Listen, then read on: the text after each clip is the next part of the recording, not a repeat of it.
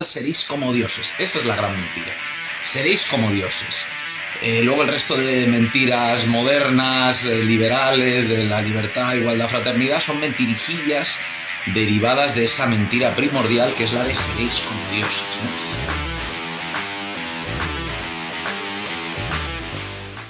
Hola amigos, bienvenidos a vuestro canal de la gran mentira. Hoy vamos a hablar de el libre albedrío a propósito de la conversión de San Pablo, que se nos narra en el Nuevo Testamento, en los Hechos de los Apóstoles, y vamos a hablar de esta cuestión del libre albedrío porque aquí lo que hablamos es de Dios. No vamos a hablar de tonterías, de si ha ganado el Madrid o el Barça, o de si somos de Vox o Podemos, porque para eso ya hay otros canales. Este es el canal de la gran mentira, y la gran mentira moderna, que es que lo importante es el mundo del devenir y no el mundo del ser, ¿no? Que es lo que al final importa. Pues aquí tratamos de desvelar la verdad que tenemos en los textos sagrados y que cada uno luego desde los textos sagrados saque sus propias conclusiones, ¿no?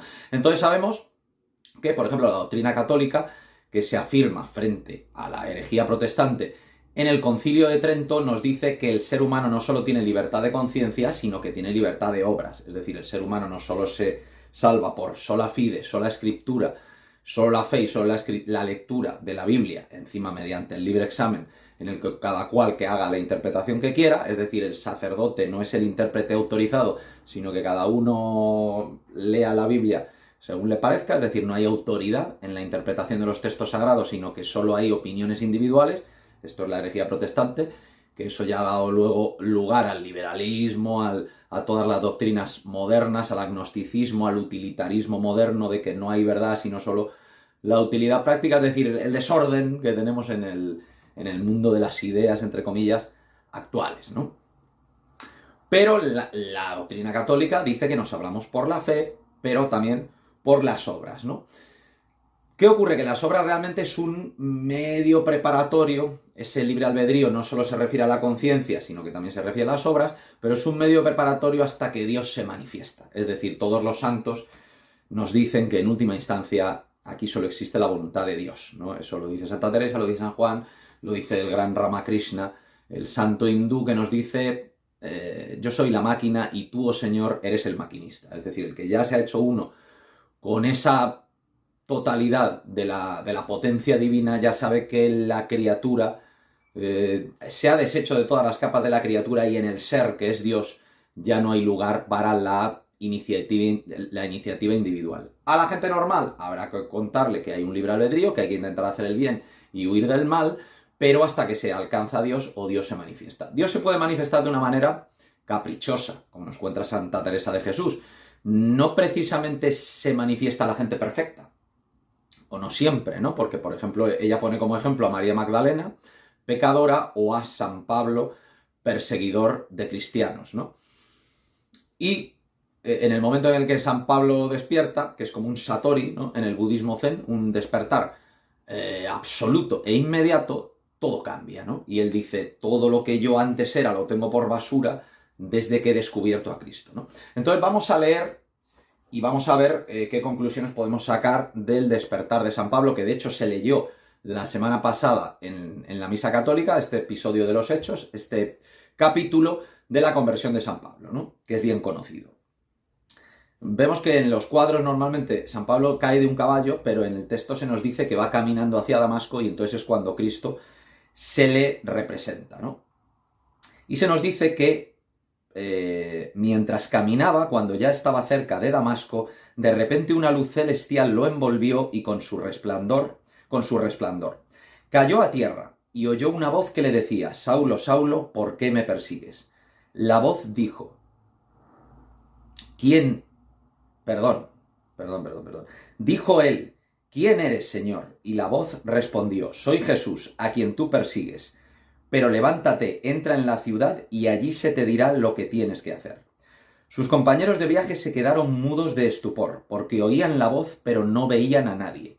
Saulo se levantó del suelo y aunque tenía los ojos abiertos, nada veía. Ahora veremos la interpretación que hace Maestro Eckhart, místico católico del siglo XIV, de este nada veía, que se nos narra en la conversión de San Pablo, ¿no? Lo llevaron de la mano, porque él estaba ciego, hasta Damasco, y allí estuvo 3 días ciego, sin comer, sin beber y adorando a Dios. Había en Damasco un discípulo que se llamaba Ananías. El Señor lo llamó en una visión y le dijo: Ananías. Respondió él: aquí estoy, Señor. El Señor le dijo: levántate y ve a la calle recta y pregunta en casa de Judas por un tal Saulo de Tarso. Mira, está orando y ha visto en visión a un cierto Ananías que entra y le impone las manos para que recobre la vista. Ananías contestó: Señor, he oído a muchos hablar de ese individuo y del daño que ha hecho a tus santos en Jerusalén, y que aquí tiene autorización de los sumos sacerdotes para llevarse presos a todos los que invocan tu nombre. El Señor le dijo: anda, ve, que ese hombre es un instrumento elegido por mí para llevar mi nombre a pueblos y reyes y a los hijos de Israel. Yo le mostraré lo que tiene que sufrir por mi nombre. Ese hombre es un instrumento elegido por mí, ¿no? Entonces, ¿aquí qué ocurre? Que cuando estamos hablando de santos, San Pablo, ¿no? Saulo de Tarso, que luego pasa a ser San Pablo, ya no hay individualidad en él, ¿no? En el momento en el que Dios le elige, ¿no? Como dice Cristo, el mundo os odia porque no sois del mundo. Pues yo al elegiros os he sacado del mundo. Entonces Dios elige a Pablo y le saca del mundo. Y ya no es Saulo de Tarso, ya es San Pablo. Es decir, ya no hay voluntad individual, sino que su voluntad es una con la voluntad divina. Lo que dice Cristo, ¿no? Yo no he venido a dar testimonio de mí, sino vengo a dar testimonio de aquel que me ha enviado. Y cuando una vez le preguntan: ¿no comes, maestro? Y él dice: mi único alimento es hacer la voluntad del que me envió y llevar a término su obra, ¿no? Es decir, ese que se ha hecho uno con el Padre, ya no hay voluntad individual. Lo mismo nos dice Santa Teresa de Jesús: ella era un gusano, ¿no? Como la misma imagen que Shankara, ¿no? El ser individual que se aferra a su individualidad es el gusano que se aferra a su capullo. Santa Teresa dice que el gusano se hizo mariposica, que ya iba volando hacia los estados celestiales, es decir, ya no era humano, sino que ya iba hacia los estados suprahumanos, supraindividuales, angélicos, ¿no?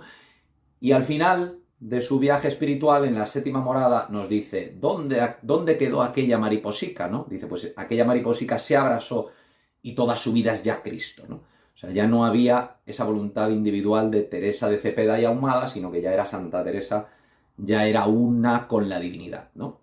Lo mismo nos dice San Juan de la Cruz, ¿no? San Juan de la Cruz dice que el alma individual que quitare de sí todas esas capas de criatura que no concuerdan con la voluntad divina, que es el núcleo del núcleo del núcleo del ser, pues entonces ya no obrará ella como criatura, sino como ser, ¿no? Como Dios mismo, ¿no? Y entonces dice que ese alma ya se convertirá en Dios por amor, ¿no? Esa unión sustancial está hecha de manera natural con todas las criaturas, es decir, Dios está en el núcleo de la criatura, porque si no la criatura no viviría, es decir, no existiría. Si no tuviera Dios dentro de sí, no solo los humanos, sino toda criatura, los minerales, los vegetales, los animales, todo ser que comparte este estado de existencia y todos seres que están en otros estados de existencia, los ángeles, los santos, ¿no? Otros estados de conciencia que no son el puramente humano, sino que son estados ya suprahumanos, ¿no? La voluntad divina, cuando más vamos hacia arriba, más libres somos porque más adecuamos nuestra voluntad a la voluntad divina. ¿Cómo termina la Divina Comedia de Dante cuando él ya se hace uno con la divinidad, ¿no? Dice: mi voluntad se ha hecho una con ese amor que mueve el sol y las demás estrellas. Es decir, ya no hay Dante, ya no hay ser individual, sino que ya hay ser uno con el absoluto, ¿no? Ese es el final de todo camino espiritual, ¿no? Eso nos dicen los santos. Al nivel mundano de la gente que no es un santo, no está realizado, habrá que hablar de libre albedrío. Claro, pero lo mismo nos dice Ramakrishna, ¿no? Yo soy la máquina y tú, oh Señor, eres el maquinista. Tú me diriges. Yo ya soy consciente de que yo solo soy un canal a través del cual se expresa algo que ya no es el ser individual, ¿no? Lo mismo nos dice Buda, ese nirvana, ¿no? Es la aniquilación del ser individual, pero no es una aniquilación porque de hecho es una sublimación, es un fundirte con el todo, con el absoluto, ¿no?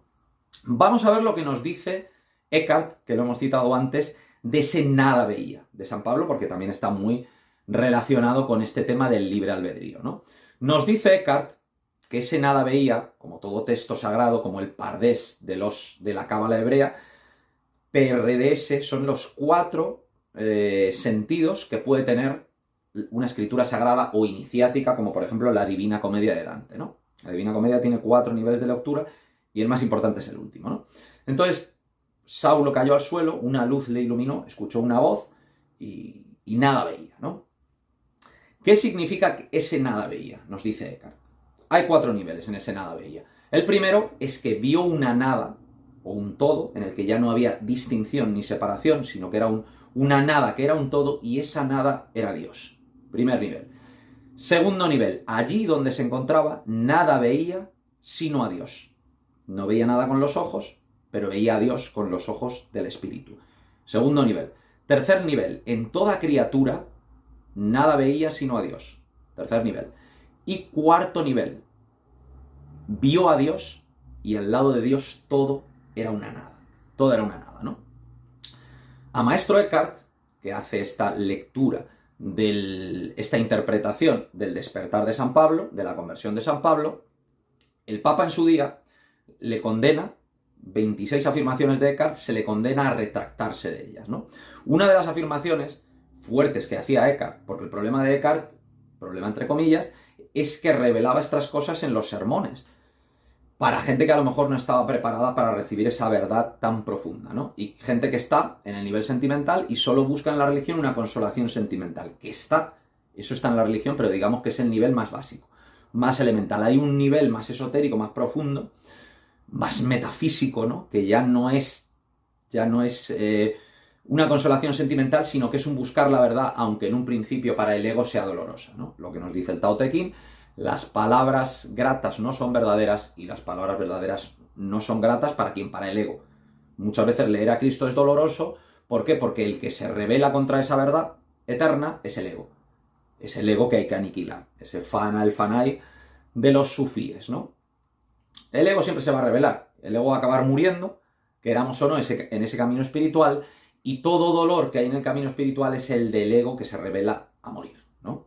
Santa Teresa, San Juan nos hablan de eso. El ego es un ser ridículo, está hecho por Dios porque forma parte del juego, del ir desvelando cada vez capas de verdad para llegar a la verdad más profunda, ¿no? Y el ego, según vamos quitando capas, va muriendo, ¿no? Inevitablemente, ¿no? Entonces, en esas 4 lecturas, en esas 4 capas, llegamos al núcleo fundamental. ¿Por qué el Papa condena, el Papa de su día, del siglo XIV, obliga a Eckhart a retractarse y le condena a esas 26 afirmaciones? Una de las cuales vamos a ver, ¿no? Porque precisamente él comete la indiscreción, entre comillas, de hablar de cosas profundas, esotéricas, para la gente normal. Porque vamos a ver que San Juan de la Cruz dice lo mismo, pero la obra de San Juan de la Cruz es para los carmelitas, es decir, es para gente que ya está avanzada en el camino espiritual. No es un bestseller, como se habrá convertido con los años, como las moradas de Santa Teresa, sino que en su día es una lectura restringida para un círculo, pues como los apóstoles, unos poquitos, ¿no?, que son capaces de entender esas verdades. El que tenga oídos, que oiga, ¿no? Entonces, una de las condenas que hace el Papa a Eckhart, de las que le obliga a retractarse de una de sus afirmaciones, es que él dice que todas las criaturas son una nada, que Dios está en el ser, en el núcleo, pero no en la criatura, y por eso no está tocado por la fragilidad de la criatura. Pero él dice: yo no digo que las criaturas sean poca cosa, digo que son una nada. Le obligan a retractarse, ¿vale? San Juan de la Cruz, en la subida al Monte Carmelo, va más allá que Eckhart, ¿no? Porque escribe para un pequeño círculo de gente iniciada, de gente que conoce, ¿no? Que busca a Dios de verdad. No busca consolación sentimental, sino que busca la verdad con mayúsculas y total, ¿no? Y San Juan de la Cruz dice: toda criatura es una nada y menos. Va más allá que Eckhart, y no solo no se le condena, sino que se le declara santo y doctor de la Iglesia, ¿no? Y la subida al Monte Carmelo es un monumento de la fe católica y del camino espiritual católico, que es totalmente paralelo a los Yoga Sutras de Patanjali. El que haya leído el camino del yoga, los Yoga Sutras de Patanjali, y haya leído con ojos profundos, con los ojos del espíritu, la subida al Monte Carmelo de San Juan de la Cruz, se dará cuenta que en esencia dicen lo mismo, ¿no? Patanjali nos quiere llevar al Nirodha, ¿no?, a esa cesación del pensamiento para llegar a lo metafísico, porque desde mi razón humana yo no puedo llegar al absoluto. Y San Juan de la Cruz nos dice lo mismo: con mis potencias naturales, memoria, entendimiento y voluntad, yo no puedo llegar a Dios. Entonces tengo que apagar eso. Entonces, claro, ¿cómo voy a apagar yo mi individualidad, mi pensamiento, todo mi burbujear de mi psiquismo, ¿no? Que lo único que hace es torturarme y velarme la verdad. San Juan de la Cruz, que no habla para quedar bien, ni para vender libros, ni para ser políticamente correcto, lo cual en el siglo XVI que le escribía no existía, sino que él busca la verdad, con mayúsculas, la verdad cruda, la verdad total y absoluta. Nos dice, hay que apagar las potencias naturales que ha creado Dios, no es que sean malas, ¿no? Pero si yo quiero ir por encima de lo humano, debo trascenderlas, memoria, entendimiento y voluntad, y él ya prevé las objeciones. Dice, hombre, se dirá que el hombre sin memoria, entendimiento y voluntad, sin razón, quedará como bestia, ¿no? Privado de razón, ¿no? Privado de lo que le hace humano, que es la razón. Claro, pero yo no me quiero ir a lo infrahumano, sino a lo suprahumano. Yo no quiero ir a lo irracional, sino a lo suprarracional. Yo lo que quiero es trascender la razón, nos dice San Juan de la Cruz. Entonces él dice, Dios no destruye las potencias naturales que él ha creado, sino que antes bien las perfecciona. Es decir, si yo apago esas potencias, me dejo instruir sobrenaturalmente por Dios, ¿no? Exactamente lo mismo que nos dice Patanjali. Lo mismo. De hecho, habla de yoga y San Juan de la Cruz habla de unión, que es lo mismo. Yoga y unión, ¿no? Entonces, el que quiera ver en el yoga satanismo es porque no ha leído a San Juan de la Cruz y a Patanjali con ojos ecuánimes y con ojos espirituales y no intentando ver las diferencias, sino intentando ver la identidad esencial que hay en lo profundo, que hay en el núcleo de su doctrina, ¿no? ¿Por qué nos dice San Juan de la Cruz que la criatura es una nada y menos y lo apoya con la escritura sagrada, ¿no? Nos cita Jeremías, el profeta, que dice que todo cuanto hay entre el cielo y la tierra es nada para Dios. Toda la manifestación universal es una ilusión. Lo único que hay verdadero es el absoluto.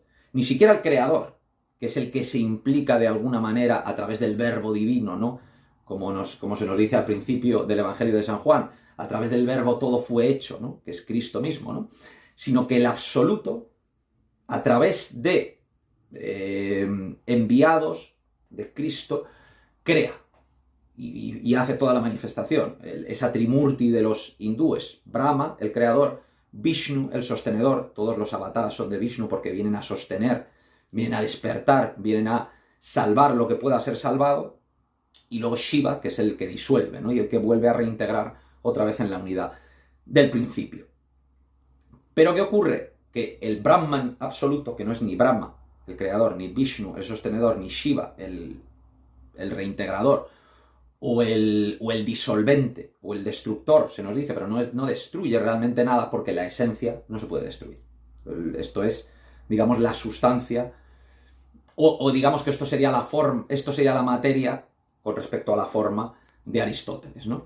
Entonces, el Brahman absoluto, ese es el que es intocado por la manifestación, y toda la manifestación es una nada para él. Entonces, cuanto menos, y todo cuanto hay entre el cielo y la tierra es una nada, nos dice el profeta Jeremías, pues cuanto menos será una criatura. Pero, claro, aquí la contradicción aparente, o la aparente, no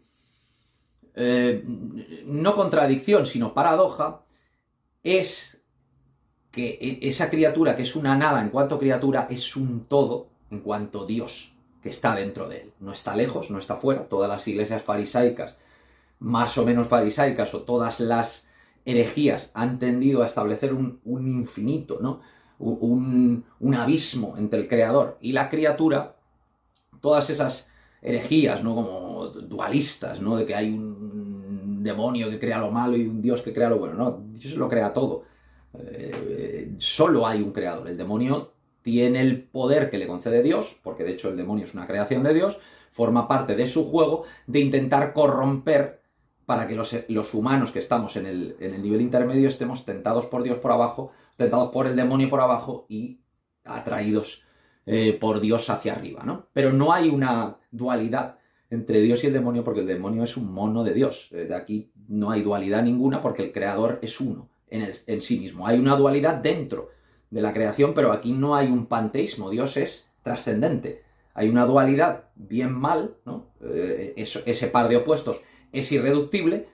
El bien, que sería Cristo, y el mal, que sería Satán, pero el creador, o el absoluto incluso, que ni siquiera es el creador, sino que es anterior al creador, es uno o no dual en sí mismo. Entonces esa dualidad aparente de la manifestación no le afecta. no hay dualismo, ni tampoco hay abismo. Realmente porque el abismo que puede haber entre la criatura y el creador es solo aparente porque Dios está dentro, como nos dicen Santa Teresa de Jesús, San Juan de la Cruz y todos los santos. Entonces, no hay lugar, como hemos visto en otros vídeos, a que la criatura se anonade ante el creador, porque es verdad que la criatura ha de morir, hay que quitar todas esas capas, todas esas koshas o upadis, ¿no?, que nos dicen los hindúes para descubrir el Atman, que es nuestra propia esencia, que es por lo que el ojo puede ver, que es por lo que la mente puede pensar, pero no puede ser pensado por la mente, es decir, hay que trascender la mente.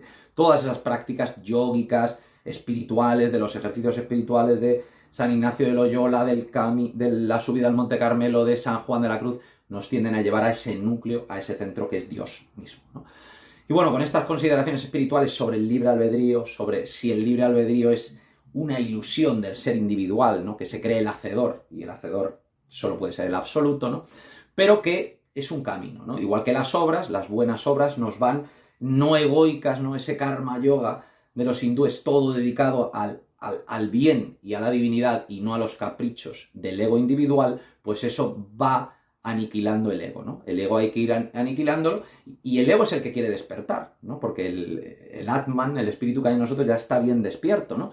Pero está esa dualidad aparente entre el jiva, que nos dicen los hindúes, y el Atman, entre la criatura y el ser, que se dice en la doctrina católica. Y esa es la lucha del ser individual, ¿no? Ir negando poco a poco ese ser pequeñito individual, ese gusano que nos dice Santa Teresa, para ir siendo mariposica y al final para llegar al absoluto. Esos 3 grados, que pueden ser más grados iniciáticos, porque de hecho hay múltiples despertares, ¿no?, espirituales, que pueden ser 7 grados, como esas 7 moradas que nos dice Santa Teresa, o esos 7 grados de amor, de los que también nos habla San Juan de la Cruz, pero que, por ejemplo, para Cristo son 3. De hecho, esos 7 grados iniciáticos, esos 7 grados de despertar, solo son subdivisiones de esos 3 fundamentales que nos dice Cristo, que son los frutos que da el que recibe la palabra de Dios, es decir, esa semilla que cae en buena tierra en la parábola del sembrador, que serán 30, 60 y 100. El 100 es ya el último grado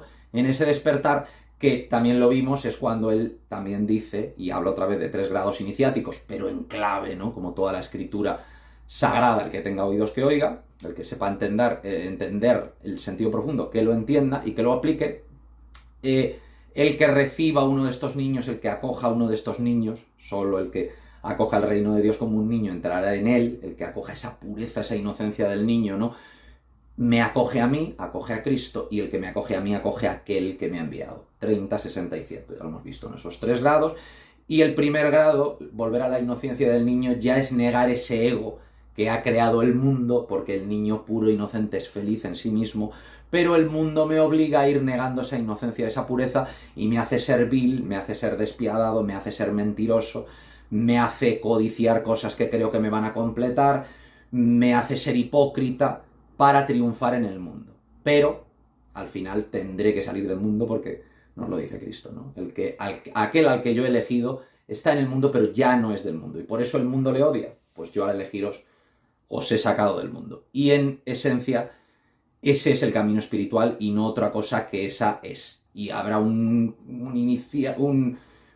parte inicial, no un sendero inicial, que serán las obras y que será la fe sin comprender, o que sea la consolación sentimental, pero cuando va al núcleo tenemos que ir a los santos, a Ramakrishna, a San Juan de la Cruz, a Santa Teresa o a Maestro Eckhart para ver cuál es el núcleo del mensaje de Cristo que vemos en San Pablo, ¿no? Y de hecho San Pablo, y ya terminamos con esto, vemos que él, a pesar de que ya Dios dice que él está destinado a sufrir por lo que ha hecho, ¿no?, yo le voy a enseñar a este lo que ha de sufrir por mi nombre, él, en medio de las tribulaciones, las persecuciones, las cárceles y las torturas, y muriendo al final como San Pedro, martirizado, como es al final la vocación de todo cristiano, que es emular al crucificado, no necesariamente será así, pero la vocación de todo cristiano al final es ser mártir, él es feliz en ese servir a Dios, y ya el hecho de que martiricen su cuerpo o su mente no le afecta, porque él ya está